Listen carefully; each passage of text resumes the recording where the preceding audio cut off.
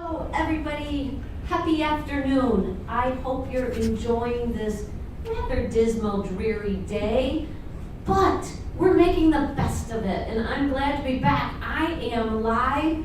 I am in person. I am not virtual from my desk at home. I am here on property, and I'm so excited to be back with all of you. And name, Caroline Cook. I've been friends with you for, about 7 years now, providing presentations about the history of Grand Rapids. And today, we are going to be focusing on steeplechase. And this was a challenge that was thrown out to me by Jackie. And she said, do you have your steeplechase bus tour in video, in presentation form? I said, no, not yet, but for you, I'll do anything. So I put this together, and there was so much information that it's in 2 parts. So today, we'll get through part 1. So without further ado, I will step to my dais, and I will start the presentation. I hope you enjoy it.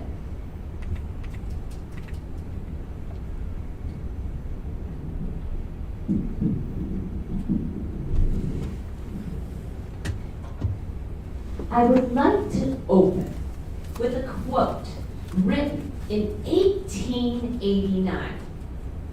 If the ratio of churches to the population is any index to the morals of a community, Grand Rapids is one of the most moral and religious of municipalities, for the proportion of churches to the number of inhabitants is not only very large, but the growth and the increase of these institutions outstrip the growth of the city.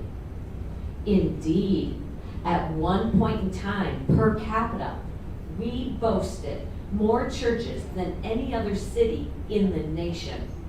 Thus, the awarding of the nicknames Steepletown or Church City, both monikers given to Grand Rapids because of its many historically significant and beautiful church buildings resplendent with spires.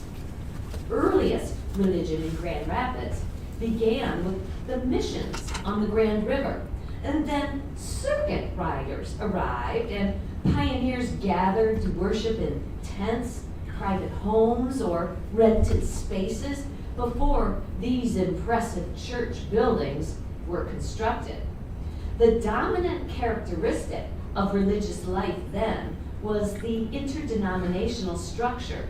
While still independent, most denominations celebrated the strengths and traditions of varied belief systems in an effort to unite people in Christ.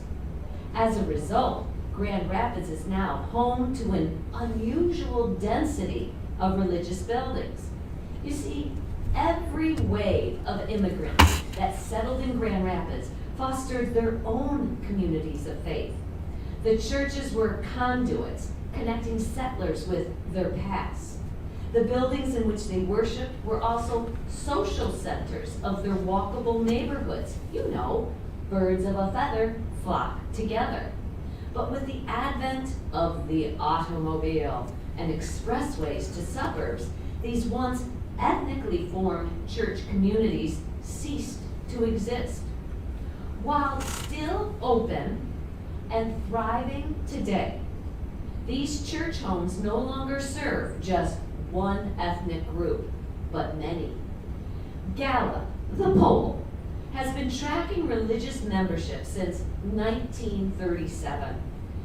Then, 73% of us belonged to some house of worship. Today, just 48% do. Church membership is shrinking, to say the least, although 87% still profess belief in God. We can only imagine what religious services might look like in the future. My presentation today is not a complete history of religion in Grand Rapids, as there is just not enough time. Instead, I will relate the histories of many of the most iconic church buildings that are still standing in downtown Grand Rapids today. We start with St. Mark's Episcopal Church. This is a proud landmark of downtown Grand Rapids. The history of St. Mark's includes such nicknames as the Church of the Mayors and the Crown of Pearl Street. The church rightfully earned these labels over the years as St. Mark's members included numerous noteworthy political and business leaders, and it continues to grace our presence as it sits so regally at the top of Pearl Street. But it is most notable today for being the oldest standing church and surviving structure still in use in Grand Rapids. The congregation of this historical church was organized in 1836 when 17 pioneer villagers in a community of barely 500 souls incorporated the congregation as an Episcopal parish. They first gathered weekly in the back of a store owned by Henry P. Bridge. Its first actual church building, costing $800 to construct, was a small framed wood structure that you see in the photograph here. It was consecrated in 1841. It was located at the corner of Division Avenue and Crescent Street, so that would be just a little north of where the church stands today. With the rapid growth of the parish, it was decided to build a much more elaborate church. What you see today was constructed in the Gothic Revival style, and it sat 1,300 people. At the time, the church was located on what would be considered the outer edge of the residential district. It was a church choir member, Peter Pierce, with no architectural experience, who designed the building, and that would be on the left side of the screen. It was his one and only architectural project. Under the leadership of Rector Francis H. Cumming, who's on the right side of the screen, the church solicited money and opened the present structure in 1848. The stately towers with belfries were added in 1851. The narthex, or front entry, used to be through the actual towers, not the central door like you see today. The sanctuary, it faces east, like most cathedrals in Europe, because Christians affirm their faith in Christ as the light of the world by praying in the direction of the sunrise. It was built with limestone from the bed of the Grand River. It was the ladies' sewing circle who raised the funds to have these limestone rocks hauled by oxen-pulled cart, which was no easy feat on the uphill, ungraded, and seriously muddy Pearl Street. The limestone walls are 2 feet thick. At the turn of the century, through the process of remodeling, it was decided that the limestone should be covered to protect it. It made it whitish in color, and it wasn't as attractive as the limestone itself. In 1954, the covering was removed, and as it turns out, it wasn't the limestone that was degrading, it was the mortar. So the mortar was repaired, and the limestone was just fine and has been exposed ever since. The church bell in the North Tower has been rung at the start of services for 150 years. At one time, there was a competition between St. Mark's and Park Congregational, whose bell weighed more. Well, St. Mark's was committed to winning the friendly contest by enlarging their bell as necessary. Additions were made to the building over time. The transepts in 1855 gave it a T or a cross shape, and the parish house in 1902. The church is a Michigan historic designation, but it's not on the National Register of Historic Places because the congregation wishes to retain all control over the building. Now, allow me to rattle off some choice, fabulous facts about the church's history in no particular order, just really juicy morsels. When gas became available in Grand Rapids in 1857, St. Mark's was one of the first customers. At one time, the tiles on the roof of the church spelled out St. Mark's, but not any longer.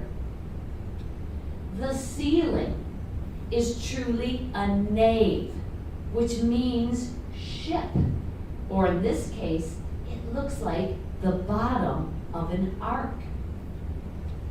The glass window in the rear of the church was donated by Mrs. Richmond in the 1930s to commemorate musical gifts and names.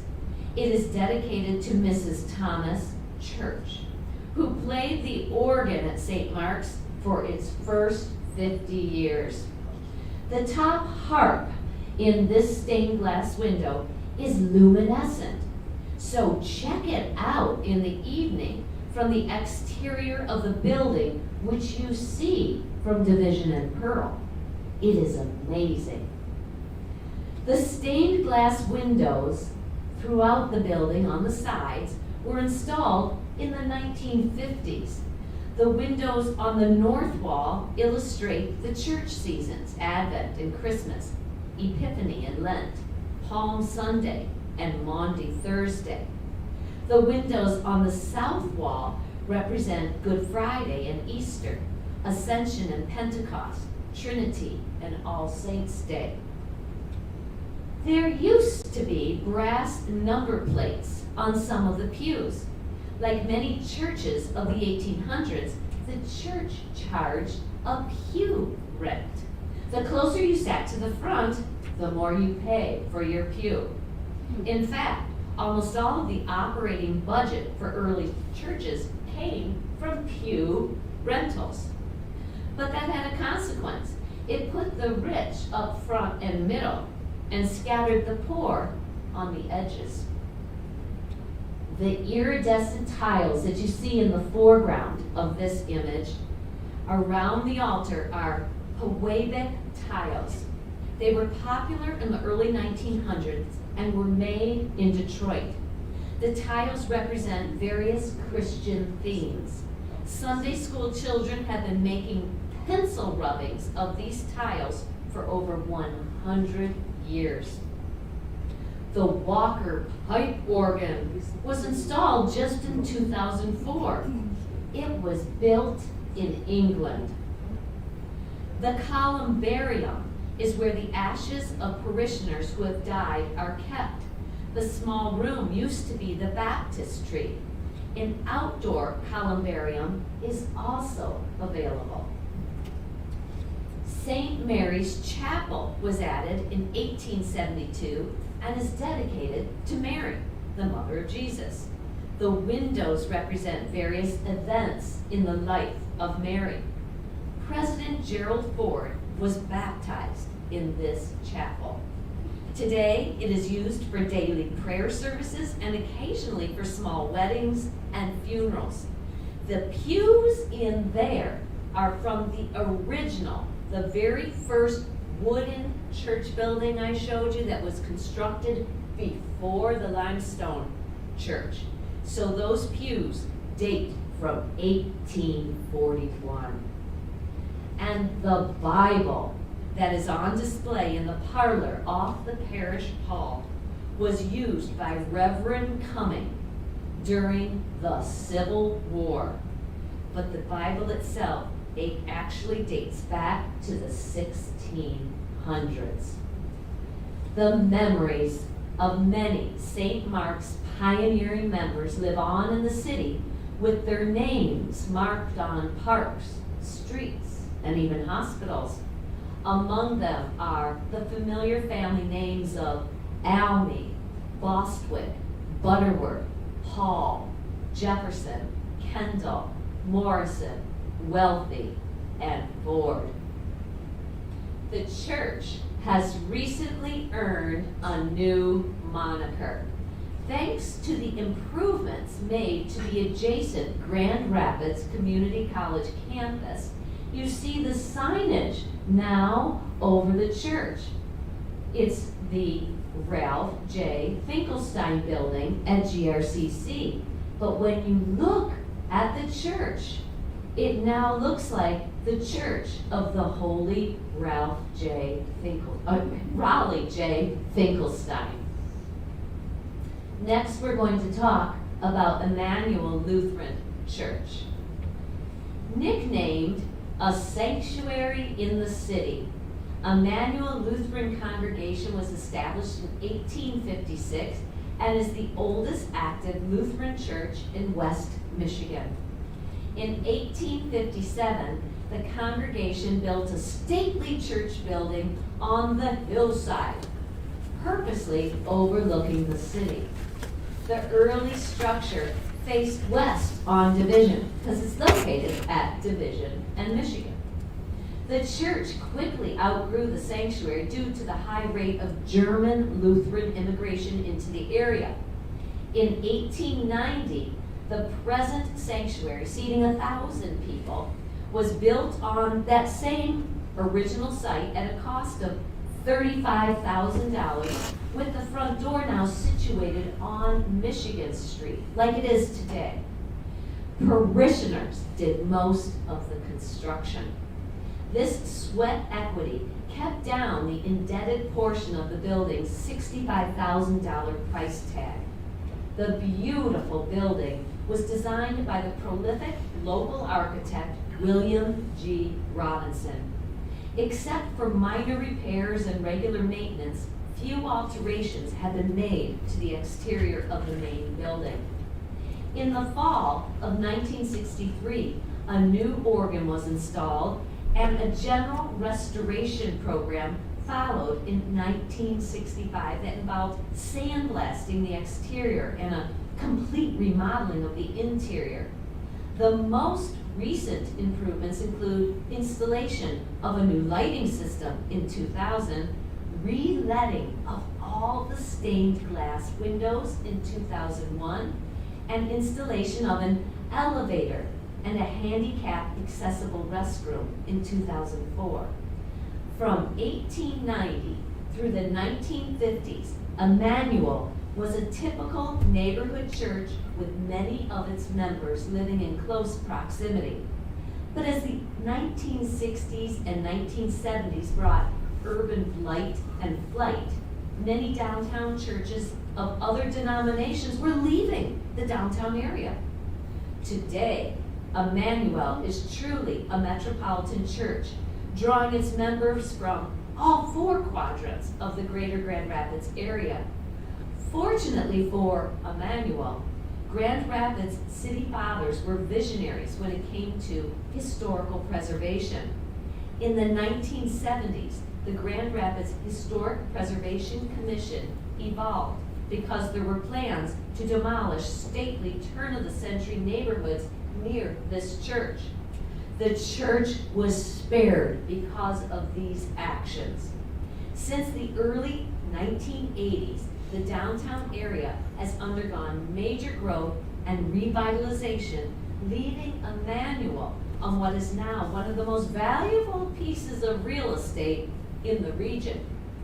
In the mid-1990s, Amway Company co-founder J. Van Andel announced he was building a world-class medical research center right next door to Emmanuel. Well, there was fear and rumors about the imminent sale of the church property. J. Van Andel vowed to protect the church, and the Van Andel Research Center now cradles the church property. Emmanuel is fiercely proud to be a downtown church in the center of Grand Rapids business and medical district. Fountain Street Church.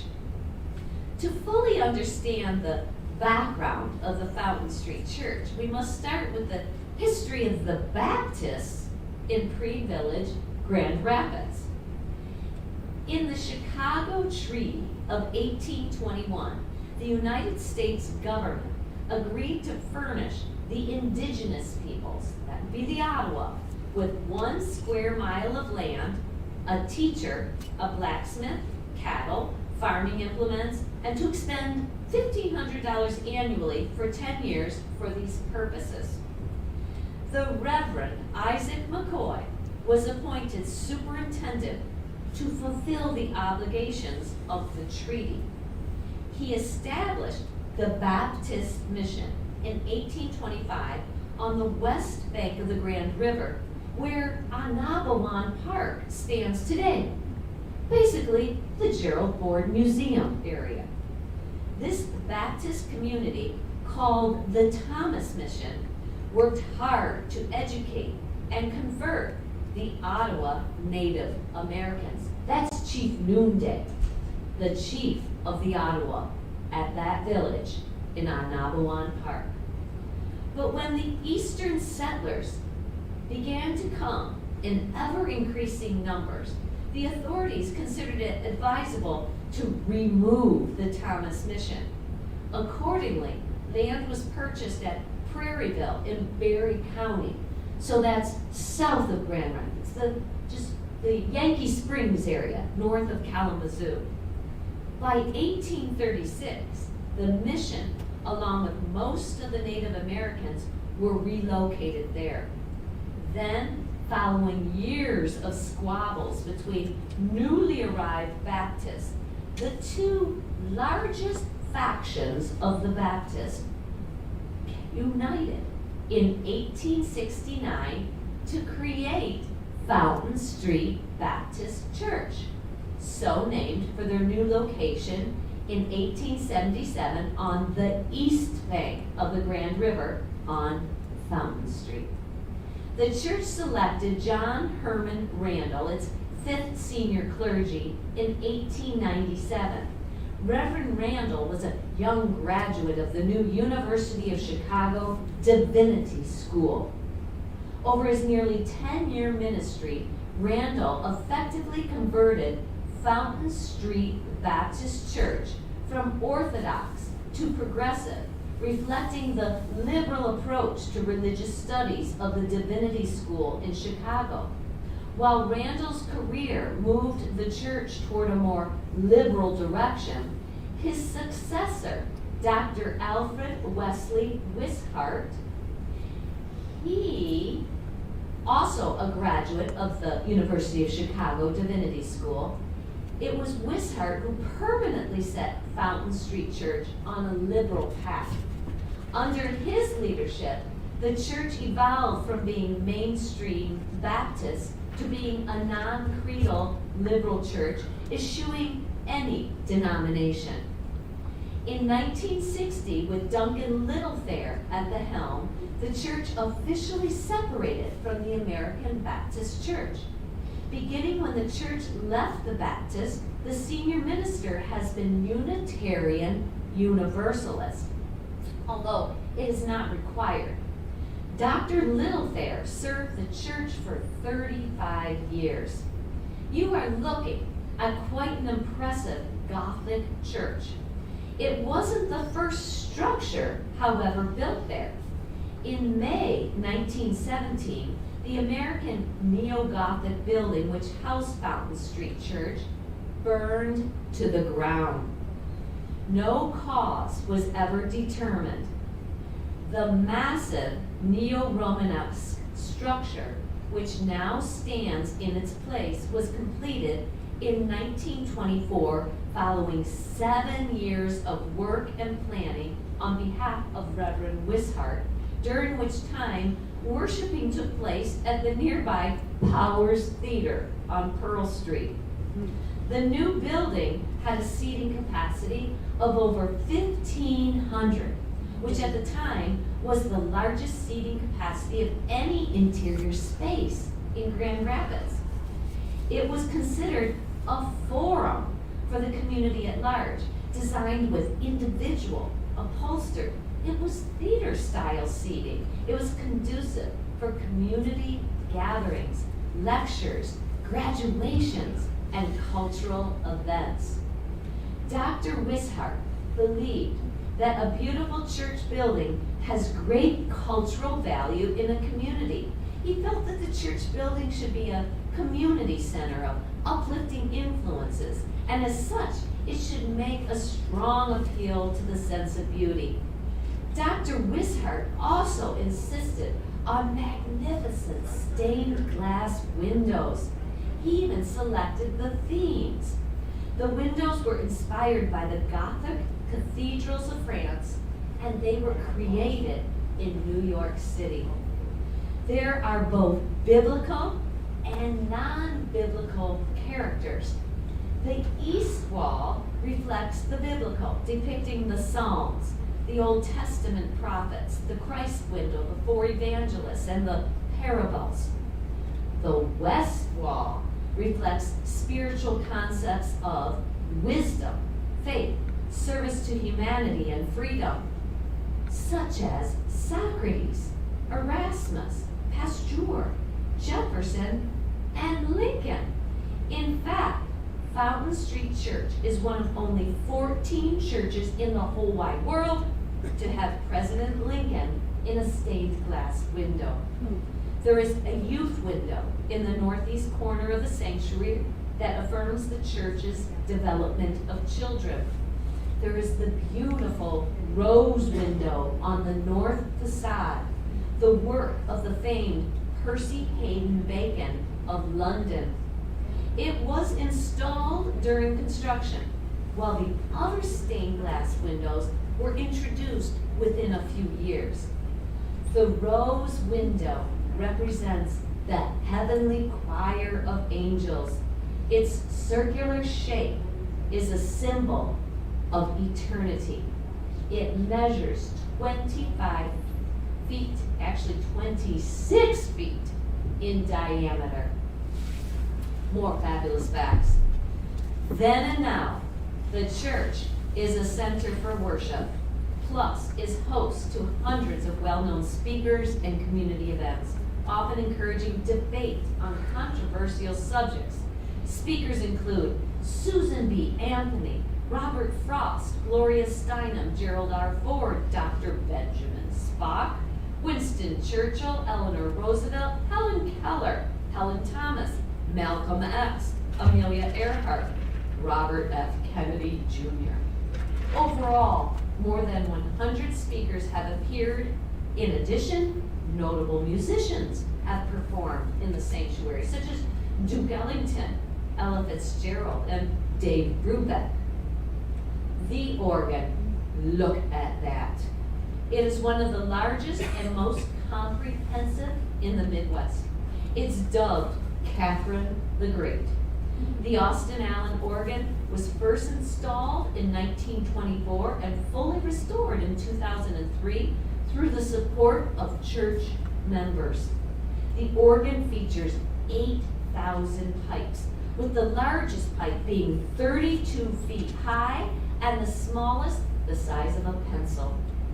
The 5-manual organ of 250 draw knobs has 138 ranks of pipes and 34 digital ranks for a total of 172 ranks, or voices. The Tower Memorial Room, located at the base of the bell tower, has served as a memorial to those Kent County veterans who sacrificed their lives in World War I, with their names inscribed on the south wall. The room's ceiling is a domed, gold-leaf Byzantine mosaic which portrays 4 guardian angels symbolizing justice, liberty, peace, and fraternity. There is a 1951 chapel at Fountain Street Church. It's designed by Alden Dow. It is a warm and simple space serving as a counterpoint to the grand Romanesque architecture found elsewhere in the church. The recessed entryway portrays the invitation found in Luke 18:16 to, quote, "Suffer the little children to come unto me and forbid them not." The scene is surrounded by foliage including honeysuckle, and a campus symbolic of the resurrection and heaven. The church building is a Grand Rapids historic landmark. Park Congregational Church. The first Presbyterian church was organized in 1836 with the initial service being held in the dining room of Myron Hinsdale's residence and hotel. There were 22 charter members, originally comprised of parishioners who embraced the New England East Coast tradition of Puritanism. The congregation was nicknamed accordingly Big Yankees. They proudly claimed preeminence in public service, leadership, and civic duty. The church was reorganized under the Congregational Polity in 1839 with the Reverend James Ballard as pastor.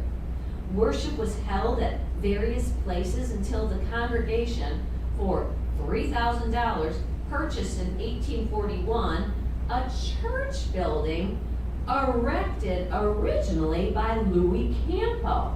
It was located at Monroe and Division Avenues, now the site of the Grand Rapids Police Department. Though Campo had built it, meant for the community's Catholics, his quarrel with the Roman Catholic Bishop of Detroit led to the sale of the building to the Congregationalists. They worshiped here for 27 years. In 1867, it was sold, and the present edifice on the east side of Fulton Street Park, now called Veterans Memorial Park, it was dedicated in 1869, making it the second oldest church building in Grand Rapids. This beautiful building was constructed in the English Gothic architectural style at a cost of $75,000, and it could seat just over 1,000 people. It was informally at first just called Park Church because of its proximity to the green space across the street, just like the churches in New England. In 1912, look closely at the photographs up there, because you see the original church building had a gorgeous tall steeple. But in 1912, a steeple on that northwest corner began to lean dangerously, perhaps from prevailing wind, and it was removed and replaced with a cap, which continues to serve as the bell tower. It sort of looks like a castle now. So when you drive by next time, take a look at that and know that's where the steeple once lived. The church's very famous Tiffany stained glass windows were purchased as memorials to past members. They were installed between the years 1904 and 1914.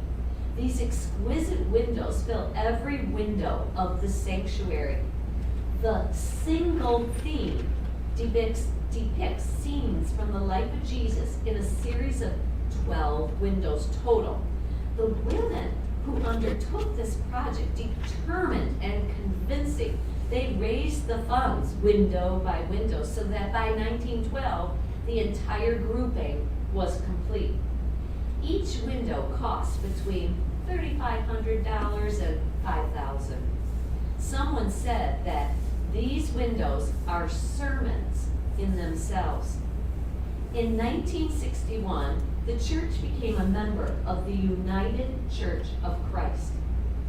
The Vandenberg Chapel, given in memory of Senator Arthur Vandenberg, but now referred to as the Thompson Chapel, was added in 1951 on the west front side. In 1988, the church suffered greatly from an arson fire. Maybe some of you remember that. Thankfully, only heat and smoke affected the stained glass windows, and they could be preserved. Inside, what you're looking at is an image. It hangs inside the church. It's 50 inches by 73 inches, so it's a hardy size.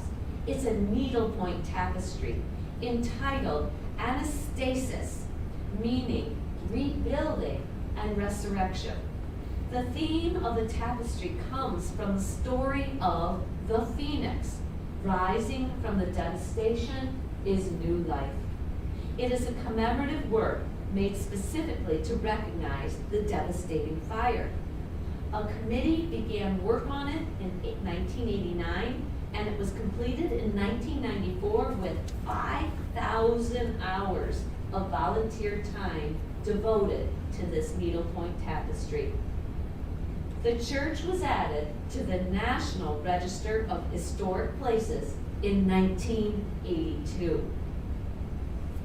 And right across the street, we are at the First United Methodist Church. The Methodists can claim that they were the earliest non-Indian Protestant gathering in Grand Rapids religious history. In 1835, the Ohio Conference of the Methodist Episcopal Church formed the Grand River Mission, extending nearly the entire length of the river. The Reverend Osbon Monett was placed in charge. His preaching stations were Portland, Ionia, Grand Rapids, Grandville, and Grand Haven.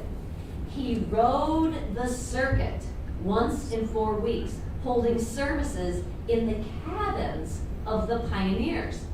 Very soon, Mr. Monett officially founded the First Methodist Episcopal Church in the winter of 1835 with 6 members, making it the first Protestant organization in Grand Rapids. Their meetings were held in Henry Stone's house on Bond Avenue between Michigan and Crescent. The early Methodist tradition had a democratic appeal, a plain message intended for all people. They did not participate in and condemned worldly habits, including playing cards, racing horses, gambling, attending the theater, dancing, and cockfighting. They eschewed the trappings of success by dressing plainly. Eventually, they acquired the nickname Little Yankees, because remember, Park Congregational Church was the big Yankee. And they said that they were not uppity like their neighbors. They attracted the New Englanders from the lower end of the social scale, claiming to be unpretentious and offering no public role. In 1843, they constructed their first church building on Division and Fountain. It would be, that corner is now the present day Keeler Building. Well, look at the image of that church. That doesn't look unpretentious to me. And it had a nickname. Everything in history grew eventually a nickname, and that one was called the Cathedral of the Toothpicks because of the abundance of the spires. The site on which their building stands today, which is on Fulton, was purchased in 1910 in anticipation of their future growth. The church was actually completed in 1916 at a cost of $175,000, and the structure is 14th century English Gothic. Proudly, they referred to their church as Grand Rapids Protestant Cathedral. A point of pride is the chancel window, the window behind the altar at the front of the church, which is actually the east end of the church, if you're following in your head the map of where it's located. It was created, this window, by Louis Tiffany, and it's called Easter Morning. It is magnificently, artificially lit from the back side. There are plenty, look at that, of other stained glass windows in their church to be proud of. 12 stained glass windows were added to the sanctuary beginning in 1938 that symbolized a congregation that stood figuratively as well as geographically in the center of the city. Other additions were made over the years. An all-purpose inquiry rooms replaced the basement gymnasium in the 1920s. In 1961, a chapel was added. In 1972, the north building was complete, adding office and Sunday school space. In 2013, and here's a great before and after, and this just occurred in 2013. Workers removed bricks from that original, taller church tower. The tower was disintegrating due to years of water damage. They cut the height of the tower by 25-ish feet. That alone cost the church $1.2 million. Now they had determined that to rebuild would be multi-millions of dollars. So that's why they just cut the tower. So the outline of the church feels different, but they did add that beautiful rose window to enhance the entrance. And just announced recently in the year 2021, the church is embarking upon their next renovation. The chancel area will be updated to greatly improve accessibility. Now, across Fulton, we just kind of moved to the south side, is Westminster Presbyterian. In 1861, a Presbyterian church was planned for the east side of the Grand River, beginning with just 25 members from the original First Presbyterian Church, which was located across the river on the West Bridge Street side. This new church building on the east side was merely a rented facility. Soon, they constructed a building of their own on the corner of Division and Lion Street, where the old federal building and post office, or today's Kendall School of Design, stands today. That was the original site of the Presbyterian Church. But you see, the Presbyterian Church was forced off the land when the federal government decided to build the federal courthouse there. They could do that. Ultimately, this corner property served the congregation from 1867 until they moved to their their current site in 1875 on the grave. Okay? A small chapel was constructed while they planned and saved for their dream sanctuary. This new church building was realized 10 years later in 1885. This is the same sanctuary that they worship in today. Over the years, the church was enlarged as the congregation grew to its current membership of over 1,200 members. It was in 1911 that the narthex and balcony were added, and the altar orientation changed from the east to the south side of the sanctuary. In 1923, a Christian education building was constructed and connected to the main building. In 1955, the building across the alley from the church was purchased to house offices and a new dining room. When the city closed the alley in 1975, a courtyard, it's a covered courtyard, and glass walkway was constructed to connect the office building with the church building. In 1984, a beautiful chapel was added, and the current dining room doubled in size. In 1993, the open courtyard was enclosed for year-round use and multiple interior remodeling projects done. And by 2002, a prayer room and a new library was created.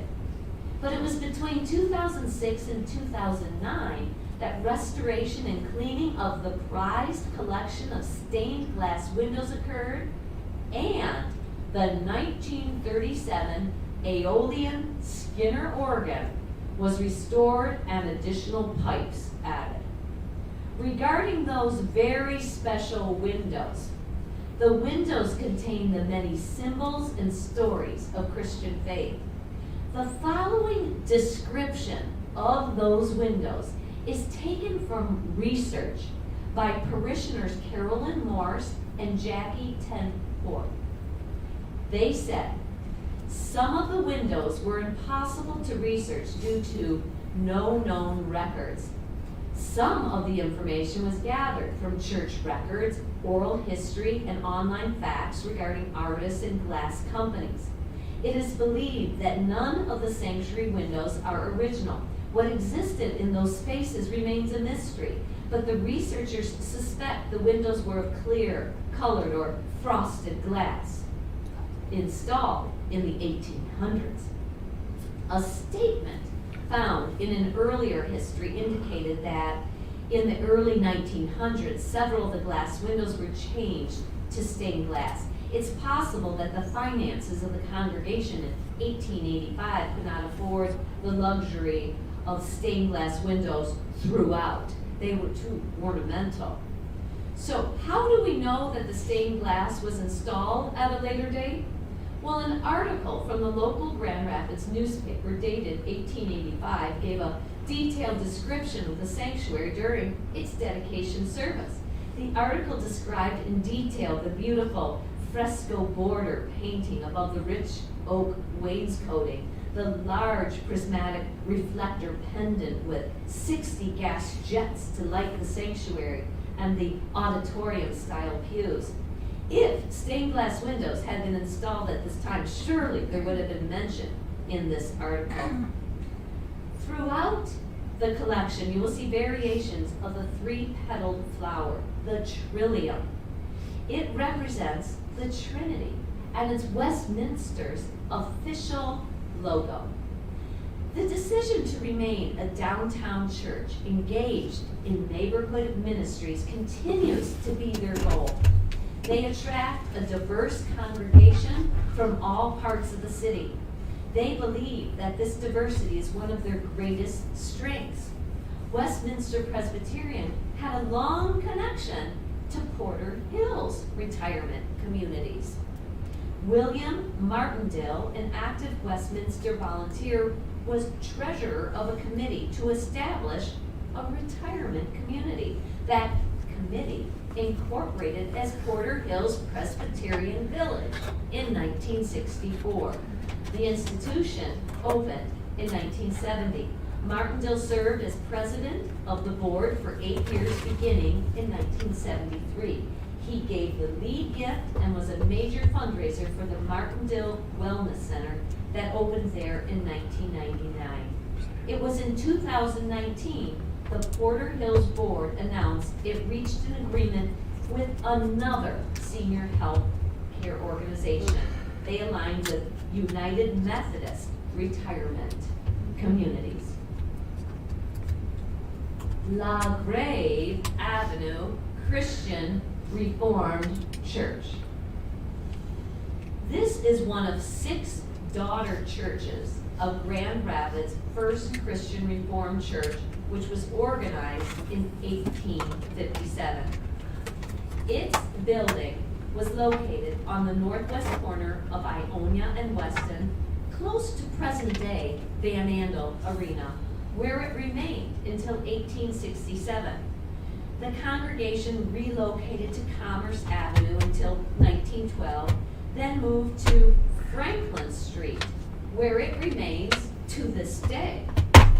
In the latter part of the 19th century, many Dutch immigrants started to differentiate between America, a good word, and Americanization, a bad word. The younger generation of Dutch Americans, they were leaving the denomination when they were old enough to choose so that they could attend an English-speaking service. But the idea of conducting worship service in English was enough to divide neighbors, congregations, and families. That is exactly what happened when this congregation was established as the first English language Christian Reformed church anywhere. It was 36 forward-thinking charter members of what was initially called Fourth Holland Christian Reformed Church. It's all very confusing to me. They at first met in Luce Hall, which is the southwest corner of Monroe and Ottawa, basically where the Grand Rapids Art Museum is today. As the congregation grew, they purchased the current property for $7,000. That's the church. Does it make sense now when you see the picture of it? The cornerstone for a new church building was laid in 1887. Through the years, members of this church played instrumental roles. You recognize these gentlemen in establishing many of Grand Rapids' current charitable organizations, other local churches, foreign mission organizations, and a network of Christian schools. In the 1950s, the neighborhood began to die and most of the parishioners relocated to the suburbs. Moving the church to a safer and more robust location, it was prayerfully considered. The cost to renovate and repair the graceful old building, which I don't have a picture of the old building, versus constructing a new or starting over in a new neighborhood, was studied again. The congregation voted to stay and make an investment in the badly needed new structure. When they decided to stay in the urban core and build new, they chose this neo-Gothic design. The theme of the entire project was "Build a house unto my name." Demolition of the old sanctuary began in 1959. Now, the adjacent Central Seventh-day Adventist Church, they offered their facilities for Sunday mornings, and nearby Westminster Presbyterian offered their church building for Sunday evening services. The first service in the new $750,000 church was in 1960. At one point in the 1960s, LaGrave became the largest congregation in the CRC denomination with 344 families, or more than 1,500 souls. The Great Commission chancel window that you see up front of the church, with its 5 lancets, depicts Christ's commissions to his disciples. "Go ye therefore and teach all nations, baptizing them in the name of the Father and the Son and the Holy Ghost." The windows on the east and west sides of the sanctuary are divided into 12 bays, each with 3 lancets. The bays depict scenes in the life of Jesus, from his birth to his ascension into heaven. The balcony rose window was removed from the chancel of the original sanctuary, the old church, and now graces the balcony, or the back, of the new structure. It depicts Christ our Lord praying in the Garden of Gethsemane. The LaGrave organ is an integral part of their music program. There have been many organs in the church building, but this organ is its finest. It is a 108 rank Austin Allen organ, a world-class instrument installed in the 1990s. The artist, and I think it's pronounced Reynold H. Weidenauer, a member of the congregation and a well-known, world-renowned established artist, had spent time in Italy studying frescoes, the art of, or method of painting over freshly spread plaster before it dries. He gifted to the church 4 frescoes that are now quite famous and valuable. They are hung by the church offices. And I just found photos of these sketches from Reynold. Those are the frescoes. But see these sketches? I just found those. And one is of the old church, the old steeple, and the other is of the 1960s steeple. So that just, in my research, I just discovered those. Now also, in that steeple, that's called the Schulmerich Carillon, and it sits within the spire. The spire is an 86-foot open from atop a 74-foot masonry tower in the Gothic tradition. The spire is open, or what they refer to as pierced. It's reminiscent of the 15th century spire in Germany's famous Cologne Cathedral. I also heard that the purpose or meaning of a pierced spire is because the work of the church is never done. It is open-ended. In the summer of 2018, the Grave Christian Reformed Church purchased the, well, I've got to insert something right here though. I got to show you this picture right here. It's a little interesting tidbit. So, this is the original church building, the old church building, and that's the cornerstone. And do you see a boo-boo? A misspelling? Oops. Well, architect is misspelled. But what they did is they saved that cornerstone from the original building, and it's inside LaGrave's church building today. It's attached to the chapel inside, but it's kind of an unusual piece of history there. But anyway, I was saying, in the summer of 2018, the Grave Christian Reformed Church purchased the neighboring Grand Rapids Central Seventh-day Adventist Church. Now, this structure was originally built in 1894 by the Universalists at the height of their power in the religious community of Grand Rapids. The building is a rare example of Richardson Romanesque architecture with a restored Byzantine interior. It was designed by the prolific local architect William Robinson. The Universalists eventually sold their building to the Seventh-day Adventist congregation, who renovated the building in 1939. That congregation had coalesced locally in 1887, congregating in various structures in the same general area. This is south of Fulton Street, until they found their perfect home here. Following the restoration, the church was considered to be an architectural gem. The building is constructed of rusticated red sandstone. It is in the form of a square cruciform. The interior is also unique. There is stained glass of a delicate tint on the ceiling, allowing a halo of light to penetrate the interior. The church is home to one of the oldest organs in town. It's a rare Johnson & Son Opus 795. This church was named a historic landmark in 1977. And as I mentioned a moment ago, the LaGrave Avenue Christian Reformed Church has purchased the building, and you see LaGrave's steeple behind the Adventist church.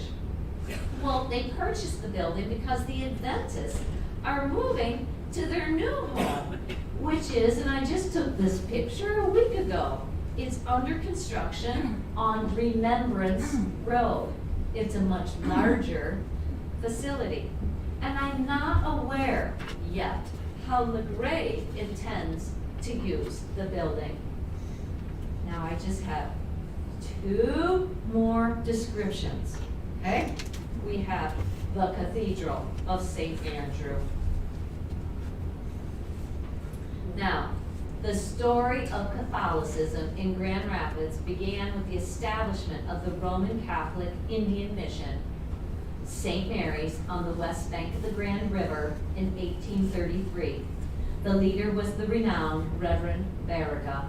When the Native Americans were removed from the city in 1836, the mission closed, but there remained a need for Catholic services on the east bank of the Grand River in the fledgling new village of Grand Rapids. This is one of the earliest depictions of St. Andrew Church. It was drawn in 1848. The church at that time was located on the southeast corner of Monroe and Ottawa Avenues. The church was named St. Andrew in honor of Father Andreas Wysoski, who came to Grand Rapids in 1835 to replace Reverend Barriga at the mission. It was Father Wysoski who built this first St. Andrew Church on the east bank of the river.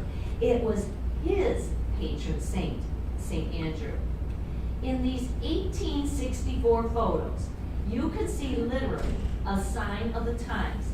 The banner overhanging the street in front of that first church reads, "Lincoln and Johnson, freedom and the Union." So that's pre-Civil War. A fire in January 1850 badly damaged the church and destroyed the adjacent priest's house. There is a plaque on the side of the building that stands today commemorating this event. Eventually, the Catholics needed a bigger and better church. They chose property in a primarily Irish-American neighborhood on the southern border of the city. The architect was John Grady, a member of the parish. In 1876, the present church, with seating of about 1,200, was built in the Gothic Revival style for $50,000. The stone of the old church was used in the foundation of the present cathedral. When first constructed, there was only a single spire on the north side of the building. The cornerstone, translated from Latin as Church of St. Andrew on May 30, 1875. It says church instead of cathedral because St. Andrew was built first as a parish church. When the Diocese of Grand Rapids was created by the Pope in 1882, its first bishop, Reverend Henry Richter of Cincinnati, selected it to become the cathedral for the diocese. Reverend Richter was ordained bishop in St. Andrew in 1883. Originally, the interior of the cathedral was absent of columns along the side aisles, and there's a reason for that.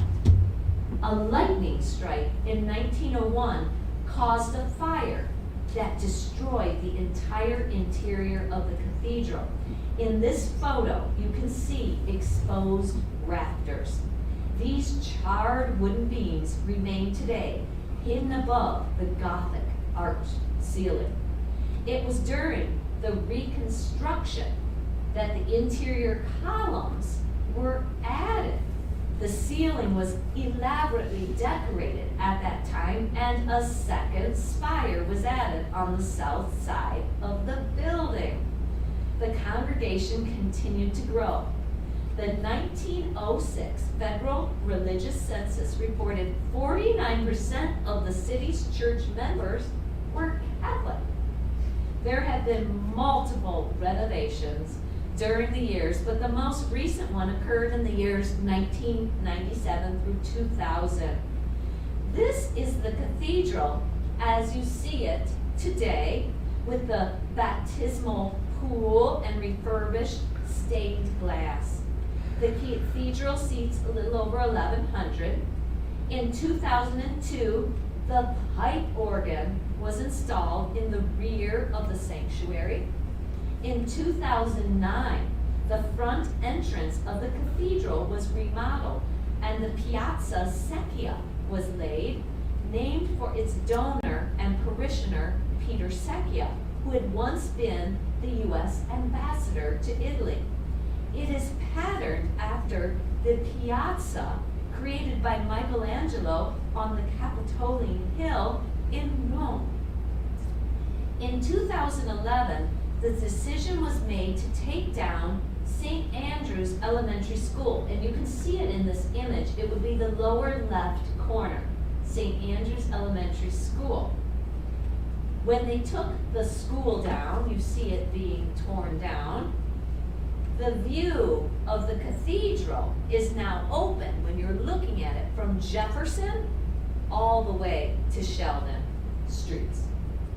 Where the school once stood, they created a green space dedicated to the aforementioned Catholic pioneer, Bishop Barriga, and that's his statue there. The likeness of the bishop greets visitors to the church. This would be the east end of the Secchia Piazza.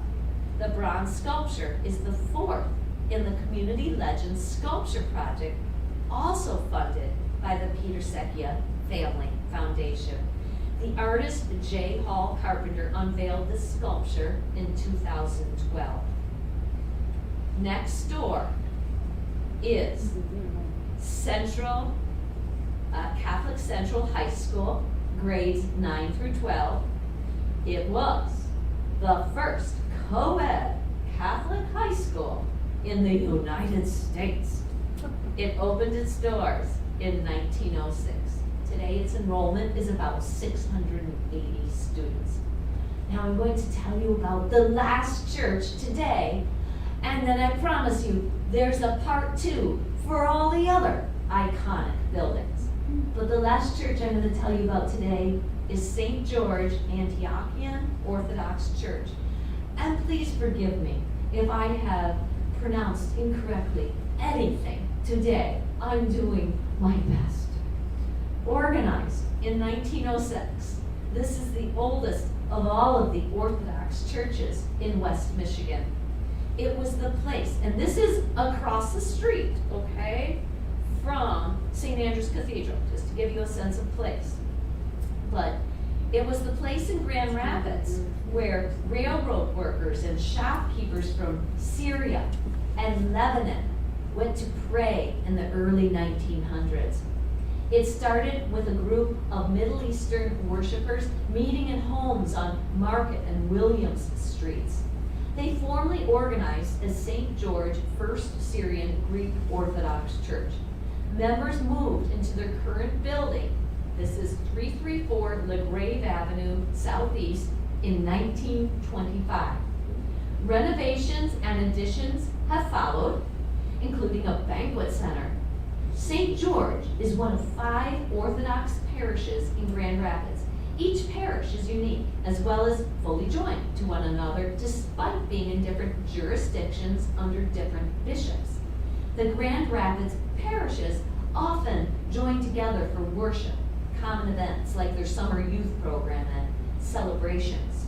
The community's roots are from Lebanon, but there are many who have joined the parish of late from other ancestry too.